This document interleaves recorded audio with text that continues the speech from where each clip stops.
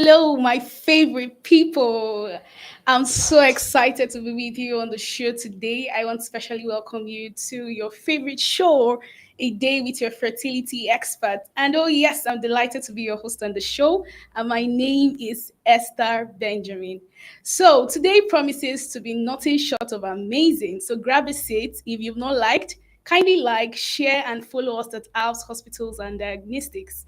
And today, joining us on the show is our all-time fave, Dr. Kenneth Eguda. Hi, Dr. Ken. Good afternoon. It's so lovely to have you with us on the show today. Nice to have you too. Yes. So, like I said, my favorite people, we will be breaking and shaking some tables today on the show. We'll be talking about some myths and misconceptions surrounding IVF and IVF treatment. So, this is the time where you share with your friends so that they can be part of what we're doing on the show today.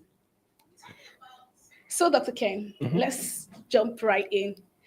um, there are lots of misconceptions around IVF treatment and all. The most recent of them was a conversation I overheard some people engaging in. And, I was so surprised because with all the enlightenment, with all the information around IVF treatment, I heard this man boldly assert that, IVF babies are man made babies. And I was shocked. I'm like, okay, do we have people in 2025 with these kinds of ideas? He said IVF babies are man-made babies, and they continued that conversation. I just kept quiet. I didn't want to interrupt. So, can you help us clear the air? Are IVF babies man-made babies? Well, are humans not man-made? That's the question. Are Okay. humans not man-made? You know, I don't know. Humans are man-made. I mean, people get pregnant by doing some acts, having intercourse. Well, I think that's man-made. Oh, really? Well, we've always believed that we're God made, God created, right? No, if we're God made, we'll have been dropping down from some outer space. Okay. I mean, you find yourself just growing up somewhere in a bush somewhere. It was all. I mean, it's all orchestrated by man. You plan to have kids, even when they are unintended. I mean, unplanned pregnancies. There were Okay. acts leading to those pregnancy, and in that case, I say it's man acts. It's not God's acts. So well, if he says IVF are man-made, then the non-IVF also man-made. I guess he wants to use the word artificial. Okay. Maybe let So, me. do you agree that IVF babies are artificial babies? No, they're not. They are not. They are the same Okay. as every other baby. They are the same human beings like any other human being. Just the difference is the point where fertilization occurs. It's just different. For those who conceive spontaneously, the man and the wife or the man and his female partners have intercourse and they just get pregnant. The eggs and the sperms meet in the fallopian tube, and then fertilization occurs, and Okay. then the product of fertilization gets implanted in the uterine cavity, and then pregnancy starts. I mean, life continues from that point. But in the case of IVF, it's for one reason or the other, this egg and the sperms cannot meet, either because the sperms are too few or not good enough to move to meet the eggs in the fallopian tubes, or the fallopian tubes are blocked, or so many other reasons. So we make them meet in the laboratory, Okay. simulating almost similar environment What with happens? what happened Okay. in the uterine cavity or in the Cavity. Yeah. fallopian tubes. And then fertilization happens, and then you transfer this product of fertilization back into the uterine cavity where implantation happens, and from that point every other thing is the same with the pregnancy that was spontaneously conceived. So I think they are the same gamete from the man and the woman, in either situations, and the product is just basically the same. So there's nothing exceptional about IVF babies.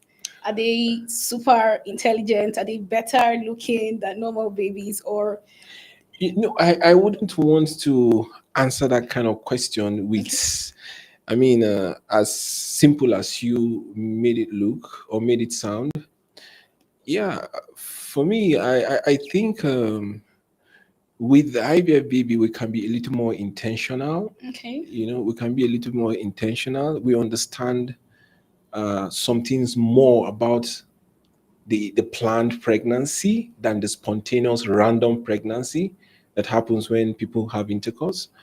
Yeah, and we could we could we could determine one or two things about them.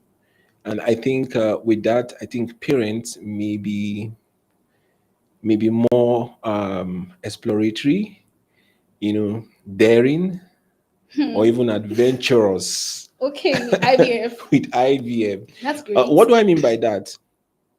With IVF, you can determine some few things. I mean, within Things what like, exact things like gender. okay. Oh, Exactly, things like gender. We shouldn't sit here and assume that people don't care about genders of their of course babies. they care. You A know, country like Nigeria, people in do. all across the world, Wow. people care. All across the world, people care. In China, people care. In India, Wow. people care. In all the Asian world, people care. Everywhere, people care about gender of the babies. Even in countries where gender selection or determination or gender revelation Yeah. is prohibited, people still care. It's just for the negative reasons that some of these things have been prohibited. But people care about gender of their baby. Do you know the number of people that meet me daily desiring to Have a particular gender. have a particular gender? Yeah. Countless number of people. Some are able to afford it, some could not afford it or cannot afford it. So with IVF, you have the opportunity to do all of that. Then even when abnormal genotypes get married, you want to have healthy babies, Okay. you could be adventurous and you get healthy babies from through IVF. I want to keep it this simple because there are so many other things you could do through IVF. Wow. You could do through IVF. So I would say that under these premises, that IVF seems to be more prospective with conception In than the nature of. spontaneous conception. Oh, wow. Yes. And That's. I'm very serious about that. I'm not kidding. I wish we could delve deeper, but we have quite a number of misconceptions to. Just I don't just want to speak like a non-professional. Okay. I'm very professional in this thing, and this is the reality that people live with Yeah. daily. You Yeah. understand? Yeah, they conceive spontaneously and have all kinds of things, and then they meet you. We want this particular kind of stuff, and IVF is the only thing that can guarantee that. So it's just more prospective, more adventurous, and more revealing than the spontaneous pregnancy. For instance, a woman can be having spontaneous miscarriages, Yeah. for a lot of reasons Okay. and for chromosomal reasons, Okay. and you're not able to tell. But with IVF, if you do a pre-implantation genetic diagnosis, you're able to give her answers. I mean, to why those habitual early Miscarriages. miscarriages are happening. So IVF has a whole lot of prospects. Wow. Yeah, has a lot of prospects. The babies are not artificial. They have tendency to be better than those who are Continuously spontaneously conceived. conceived. Okay. And no disrespect to anyone, and I'm Mm-hmm. not discriminating, but I'm just saying that it is more adventurous, more prospective, more intentional, Hmm. and maybe likely going to be more loved. Wow. Okay. People value what they spend a lot on. Money for. That's true. That's why That's true. spontaneous Very conception true. is a free conception. Yes. But with IVF, it's a paid It's a paid conception. conception, Yeah. and so you're just very careful. Hey, this is Ken. This is Ken. Let's take care of him. We spent a lot to get him. Please don't touch him. Oh, that's true. You know, Dr. Ken, another misconception around IVF is that I've heard a lot of people say that IVF treatment is for very old women and that Okay. it only applies to women who are very, very old. Mhm. So, does it mean that women who are younger cannot have an IVF treatment? You know, that's another big misconception. I think for me, this may just be the biggest question we're going to be answering here. I don't know how many more questions you have. Yeah. You know, this notion has permeated the minds of young, infertile couples. And because of that, they stay and wait for some fortunes or wait for some luck Yeah. when it is obvious that the only way they can get pregnant is through IVF. You know, now IVF is not age selective. You could be 18-year-old and have a valid indication for IVF. For instance, if a woman is 18-year-old and her fallopian tubes are both blocked, if they are really blocked, it's just IVF. If a woman is 18-year-old or 20, early 20s or early 30s, and her husband has low count of sperms with poor movement, you know, it may just be IVF. So they don't have to wait until they are old, because once they get old, it may just not be the conventional IVF they know. It may be IVF Donors. with donor gametes, which is another kettle of fish. When you have the means and the opportunity to do it with your gametes, you and your partner, then you wait hoping that pregnancy will happen, Come, yeah. and then it doesn't happen. Then you now come back the next time the doctor say, hey, your eggs are all out, they're gone, and now it's egg donation. And then you say, oh, it's not my baby. And I ask, whose baby is it then? So you see, it's not for the young, Yeah. it's not for the old, it's for anyone who meets the criteria for IVF. And now the old people come in often because the advanced age people come in often because sometimes they wait while they are young. Mm-hmm. And so you keep seeing people 25 years of infertility, 15 years of infertility. And of course, when you hear 25 years infertility, 15 years infertility, more often than not is egg donation. Yeah. So they wait to get monies. From African Yeah. perspective, they wait to get the monies. Mm-hmm.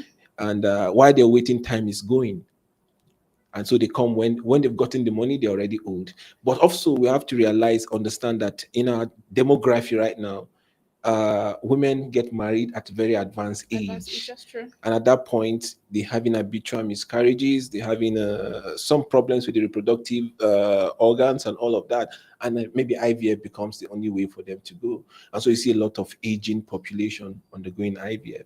And of course, you have a lot of postmenopausal women who want to have kids because they never had children. Mm-hmm. And IVF is the way to go. So it's not age selective. It's for anyone who meets the criteria for IVF. So age is not a factor to say No, no, with no, no. IVF. Age is a factor for fertility, but Okay. it's not a reason why we should have only old people coming to do IVF. The young could, the middle age, and the advanced age could have IVF. It all depends on the cause for the challenges in fertility that they probably have. Okay. Yeah. Okay. All right. So, Dr. Ken, you know that a lot of persons believe that once it's IVF is multiple pregnancy. Do Mhm. you agree to that? Oh, well, Uh, I'll say yes and no. Okay. There's no direct answer to that.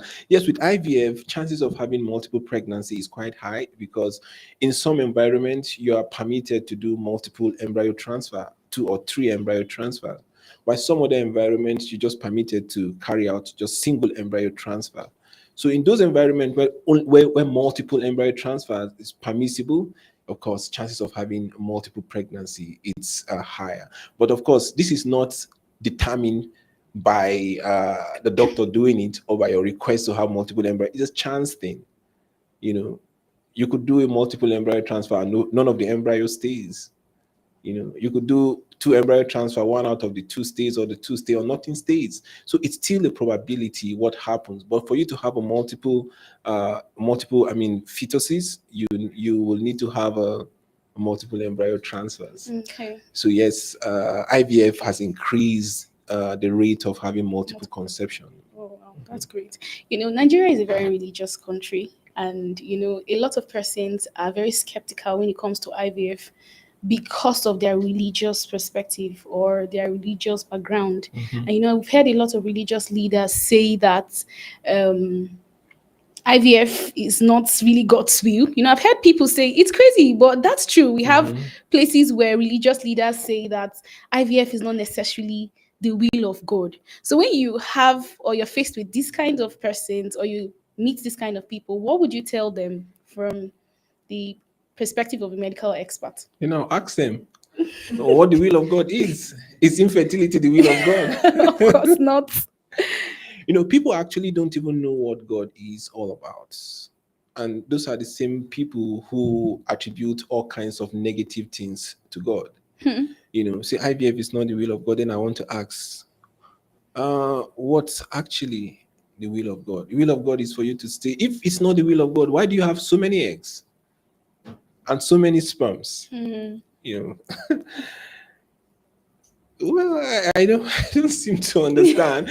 But then, it's just science intervention, to make people achieve their desires and have fulfillment in life. So, for me, I think it's a God design. And some time ago, I was speaking with my son, and they were talking about creation. I mean, from the Bible perspective, Yeah. we're just on breakfast table. Hey, Jeff, this is how God created. According to the Bible, the first woman, he just plucked a rib From from somewhere, yeah. and then a woman appeared. He said, Ken, he said, Dad, do you know that maybe God was trying to tell us that in the future, reproduction is going to be in the ways that we don't expect? For such a young boy, what an incredible way to Yes. And I think. looked at him and said, Man, you're thinking like your dad. And exactly that's how it is. We've not heard enough about reproduction yet.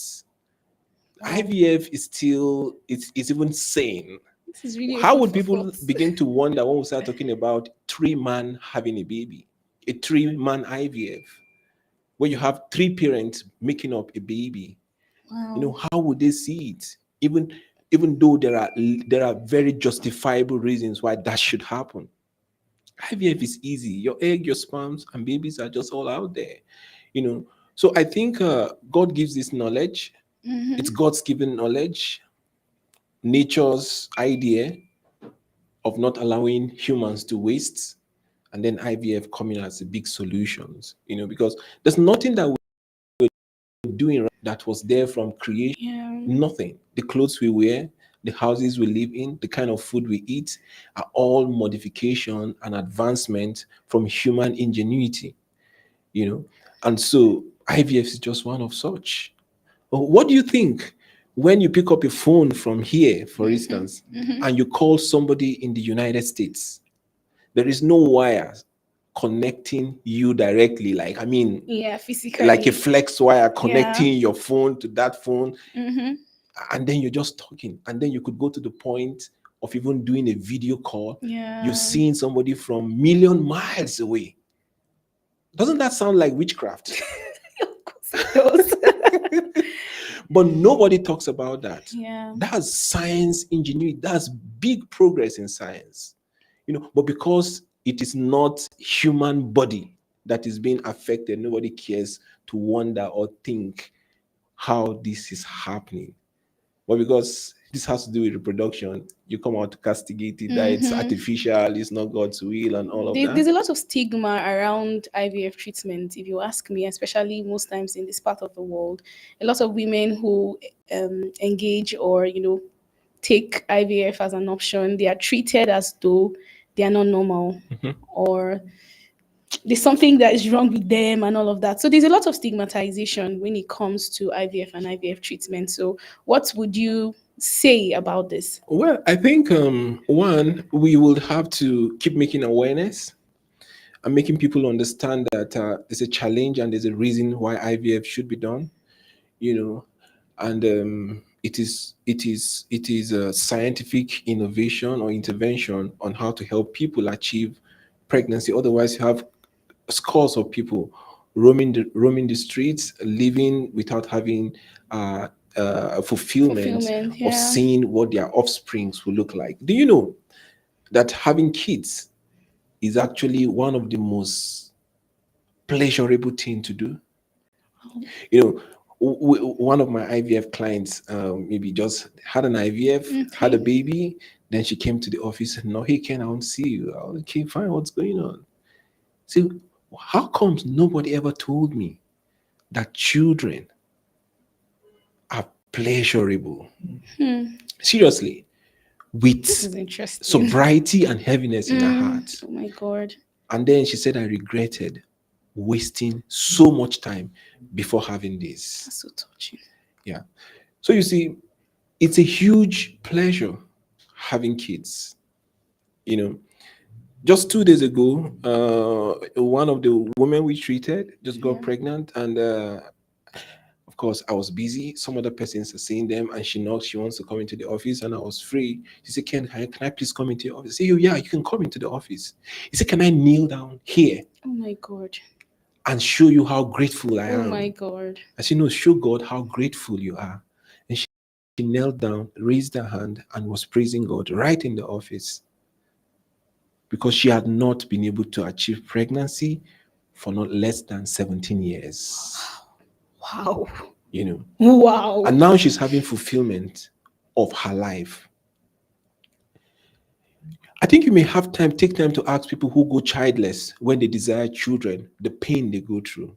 Then you know how beautiful and how big a blessing is to have IVF as an option of making people pregnant. So I think people should just be grateful to God. It's just the scientific innovations, intervention that should be accepted wholeheartedly and should be utilized instead of condemned, you know. And people shouldn't see. Actually, this morning, I was asked by a set Okay. of students, Okay.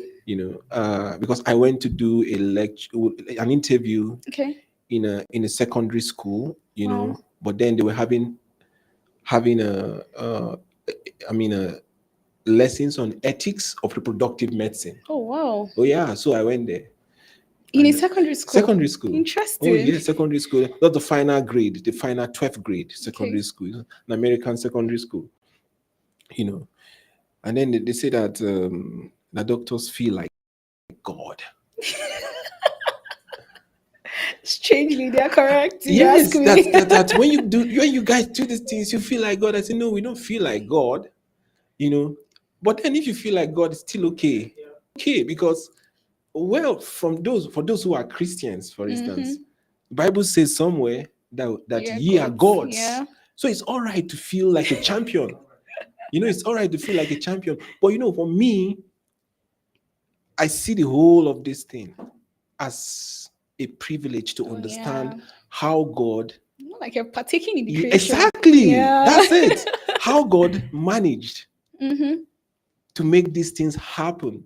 When the Bible says, for instance, God said, "Let there be man," and Mm-hmm. the man happened, people just think he just he just vomited man, and man just appeared and covered himself with some fig leaves and all of that, and walking in the garden trying to tend that garden. And you know that split statement, Mm-hmm. you know, it may just be that God got a sperm from somewhere. For his own share. Yes, you see, it may sound heretic, Mm-hmm. but nature answers to nature. That was too brief to tell us the details of how creation happened. Mm-hmm. So it may just be too summarized. After all, it said if everything has to be written, nothing will contain it. Mm. So maybe these are all the ways it happened. For instance, I begin to wonder, since we knew that every character in a man was represented by a protein in the DNA, Mm-hmm. I mean, God actually took his time to create the protein to make you resemble what you resemble, took time to make the protein to make your heart look this way, to make your nose look this way, and to make you look as tall or as short. I mean, and all of that. I mean, before human continue the Yeah. manifestation of whatever God created. So For me, I actually think that if you're in this field, it just gives you an opportunity to feel that you are continuing What the God handwork started. of God, Exactly. and that it's a mandate from God. Hmm. Otherwise, procreation, reproduction will be halted at some point for a good number of people. It is a mandate, Yeah. and I So totally agree so with so you. that's what I told them, that we just feel privileged sharing in the act of creation. Um, And then we've still not understood all of it yet. We're still getting the revelation and how to go about it. And oh wow, the kids were just watching. I say, yes, that's how I feel. But it's okay to feel like God sometimes. Oh, this is really interesting. So, dear viewers, I'm sure you agree with me that it's been amazing so far on the show. You can drop in your questions and we'll be glad to answer while still on the show. But, Dr. Ken, Mhm. there's another misconception that people have, and that is people believe that women's womb are damaged in the process of IVF. Mhm. And that's because of the rigor they go through while undergoing the IVF process. So, do you agree with that? No. Because in the entire IVF process, I mean, the conventional IVF, nothing touches the uterus, you know, except you're putting the embryos into the uterus and becomes pregnant. And then you deliver her either by C section or she has spontaneous delivery, which is what every other woman goes through That's when true, she yeah. conceives, whether spontaneously or by assistance. So it's not true, completely wrong. Okay. Yeah. What damages the womb is different. So IVF does not damage the womb. It doesn't. It doesn't. They probably don't even know what the womb is. IVF doesn't damage the womb. Okay. Yeah. Okay, so does this, I think we've touched a part of this. Does IVF eliminate the biological clock or does age still matter? I think we touched that a No, it bit. doesn't eliminate the biological clock. Okay. Yes, except you're thinking about it this way.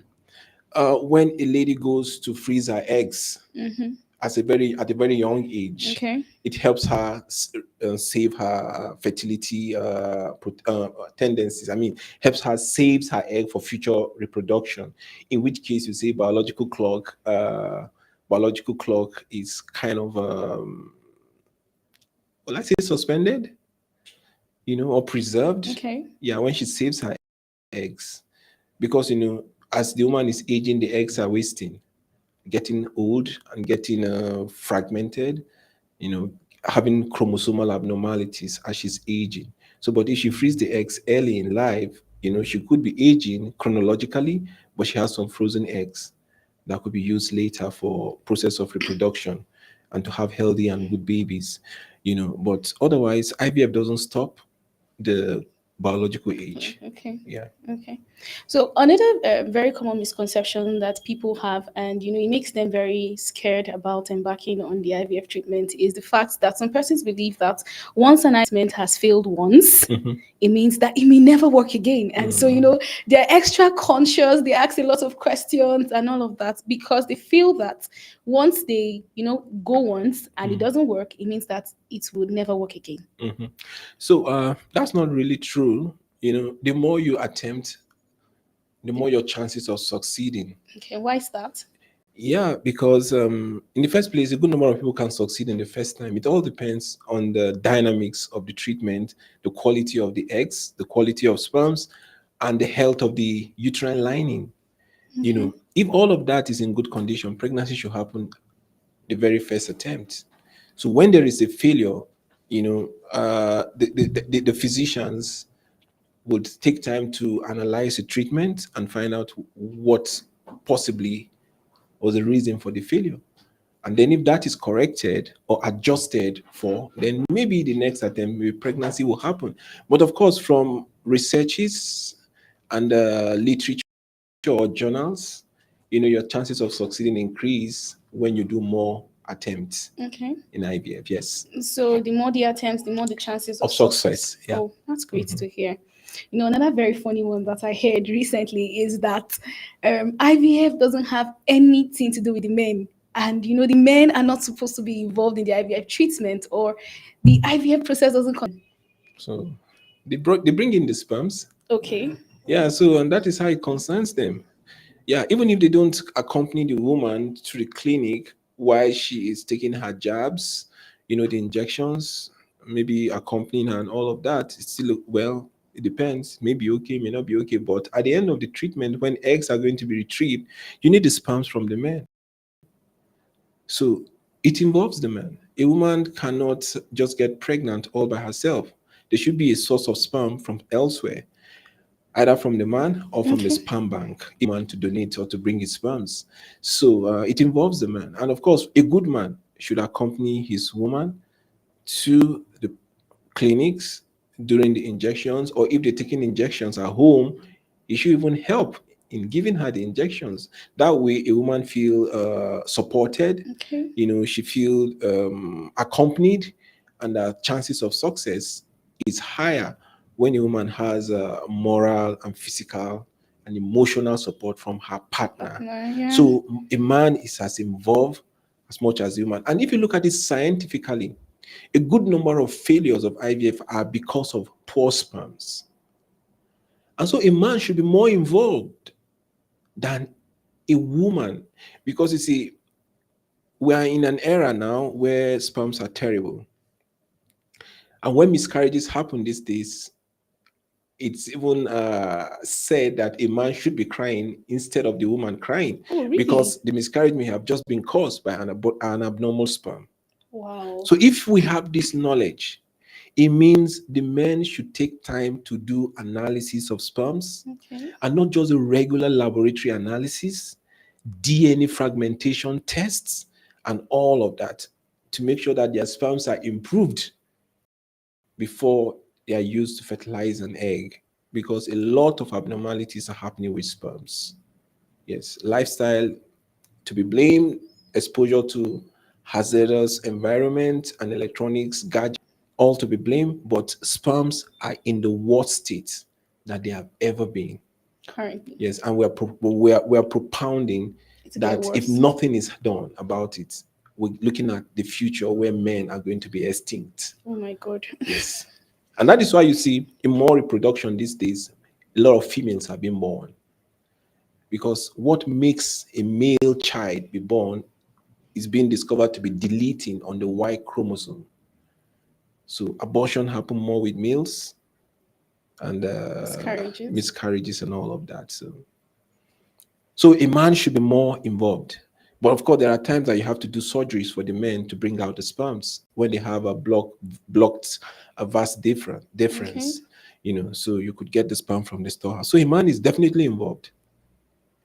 Oh wow, that's great to hear. A man is definitely involved. It's been amazing so far, Dr. Ken. And another very common misconception women have is, women are very concerned with how they look, right? Mm. Every woman, almost every woman is.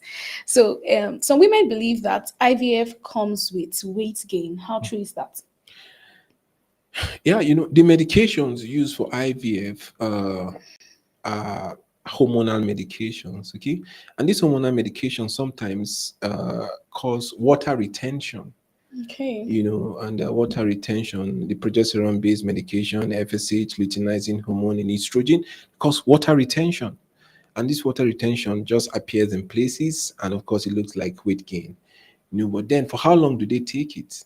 For me, I would rather say the pregnancy itself is what gives the weight Weight gain, gain. Okay. because you're taking IVF injections maybe like for 10 to 12 days, Mm-hmm. or sometimes for 3 weeks, and if you're disciplined, you should be able to watch your weight, you know, during and afterwards, and be able to control it. But pregnancy does more weight gain than the IVF injection. So no woman should be worried about that. They should be worried about pregnancy instead, because that's where the weight gain happens, and you never recover from that.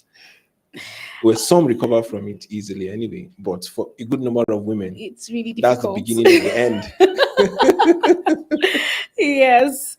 So, Dr. Ken, while we bring this show to a wrap, can you tell us what is that thing that you always wish that most people knew about IVF treatment? Interesting. Okay, what I wish people would know is rather for the unmarried. Okay. Yes, for the unmarried. And this is because most times we see people who do not even have eggs and think they have eggs.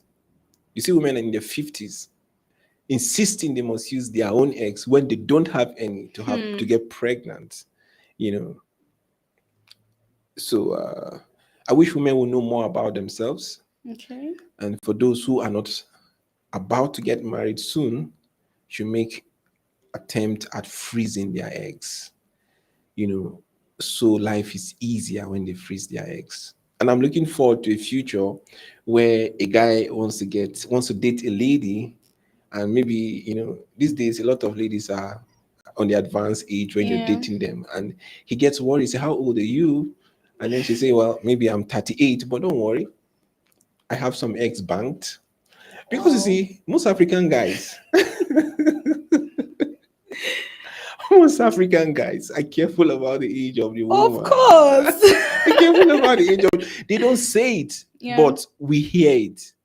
And so and that's because of reproduction. Um, if a girl knows all of this and she make attempt to freeze her eggs, she would have done great service to herself and then to the relationship she's going in. And what pains me a lot is that you see some girls so pretty, very pretty, and they get to the reproductive office They don't have and they eggs. don't have eggs. So sad. Sometimes even me, who is the attending physician, feel bad about it for them. Seriously, say, how can you not have oocytes to make babies? You see, the truth about reproduction is this: when you wake up in your house in the morning, or you're just sitting in your sitting room or in your balcony, and you see a child that walks past you, having the shape of your Your nose nose, that has your looks. have your looks, there is a way it stings. Yes. It brings Yes. an unspeakable joy, and nothing else will look like you. That's true. Nothing Very else will true. look like Very, you. very I true. mean, so and then you have to use egg donation. There's a way that talks goes. And she probably knows she's pretty. The one that's told her she's pretty, but no eggs. There's a way it pains, and you have to live with that pain all your life. I don't want to take this thought to the extreme. Yeah. So I think that women should consider freezing their Freezing their eggs. Young ladies who are pretty, especially. Well, pretty or not, please freeze your eggs. Should freeze their egg. But much more important, men should freeze their sperms. Every man above 35 that is not yet married. Wow. Okay. Yes. This level of knowledge, sorry, they are not in the textbooks. They may get into the textbooks in the next 15 to 20 years. These are in the front burners of researches. So you find this in the journals from reality happenings. For instance, in France right now, if you're found out to have a sperm, maybe 5 million and below, which happens to a lot of guys, you are advised to freeze your sperms. Because you could just get to make demand on those sperms and they are no more. Because they may just all be gone for some reasons. So sperms are getting serious attack, and guys need to be proactive. Freeze the sperm in 2 vials and leave instructions in the institution Wow. who to use the sperm even when you're not alive. Wow. Yes, I may be laughing saying this, but I'm dead serious. I'm dead serious. Every day we see people pass on without having children. True. The world is not peaceful. People are dying. There's war everywhere. Military men and women on special assignments. Yeah. Some of them just newly got married and they don't stay with their wives. So I think we will stop here. Oh, wow. Thank you so much, Dr. Ken. So, my favorite people, this is the Much We Can Take on the show, and we look forward to seeing you again next week. For now,